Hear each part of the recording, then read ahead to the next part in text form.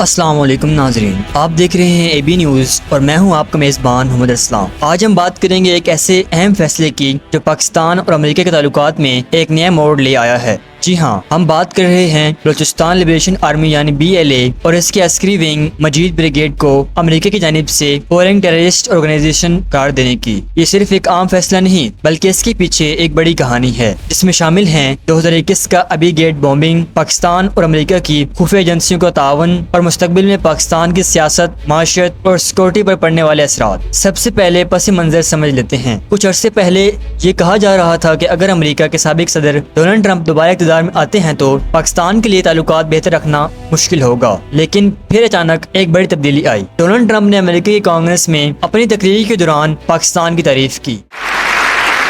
And I want to thank especially the government of Pakistan for helping arrest this monster. This was a very momentous day for those 13 families who I actually got to know very well, most of them. یہ تعریف کیوں ہوئی؟ کیونکہ پاکستان نے ایک انتہائی خطرناک دہشت گرد کو گرفتار کر کے امریکہ کے حوالے کیا۔ یہ دہشت گرد تھا محمد شریف اللہ، جس پر الزام تھا کہ وہ 2021 کے ابی گیٹ حملے کا ماسٹر مائنڈ ہے۔ ناظرین، ابی گیٹ واقعہ افغانستان کی تاریخ کا ایک المناک لمحہ ہے۔ یہ وہ وقت تھا کہ جب امریکہ اپنی فوجیں کابل ایئرپورٹ سے نکال رہا تھا۔ اچانک وہاں ایک خوفناک خودکش حملہ ہوا۔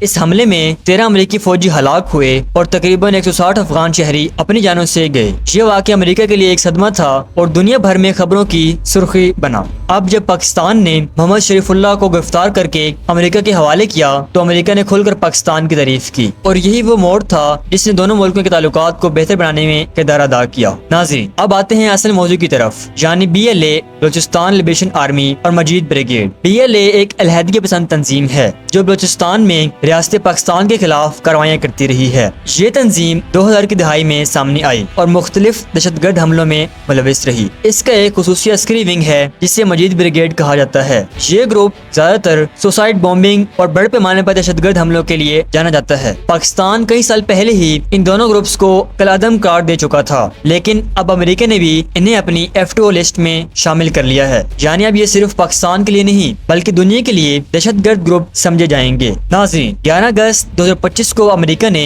BLA اور مجید بریگیڈ کو فورن ٹیررسٹ آرگنائزیشن قرار دے دیا۔ اس فیصلے کے اثرات بہت بڑے ہیں۔ ان کے تمام بینک اکاؤنٹس اور جائیدادیں امریکہ یا اس کے اتحادی ممالک میں منجمد یعنی فریز ہو جائیں گی۔ اس کے ساتھ کوئی بھی شخص مالی تعاون کرے گا تو وہ بھی سزا کا حقدار ہوگا۔ امریکہ اب پاکستان کے ساتھ دہشت گردی کے خلاف مزید تعاون کرے گا۔ پاکستان نے اس فیصلے کا خیر مقدم کیا اور کہا کہ یہ ہماری موقف کی جیت ہے، کیونکہ پاکستان کئی سالوں سے دنیا کو یہ بتا رہا تھا کہ BLA اور مجید بریگیڈ دہشت گرد ہیں، لیکن دنیا سننے کو تیار نہیں تھی۔ اب امریکہ کے اس اعلان نے پاکستان کا موقف مضبوط کر دیا ہے۔ یہ فیصلہ صرف پاکستان اور امریکہ کے تعلقات تک محدود نہیں بلکہ اس کے اثرات پورے خطے پر پڑیں گے۔ سب سے پہلے بات کرتے ہیں انڈیا کی۔ بھارت کئی بار بلوچ علیحدگی پسندوں کی حمایت کرتا رہا ہے، لیکن اب امریکہ نے ان گروپس کو دہشت گرد قرار دے دیا ہے تو بھارت پر بھی دباؤ بڑھے گا۔ دوسری طرف چائنا بھی خوش ہے کیونکہ وہ بلوچستان میں بڑے منصوبے بنا رہا ہے جیسے CPEC۔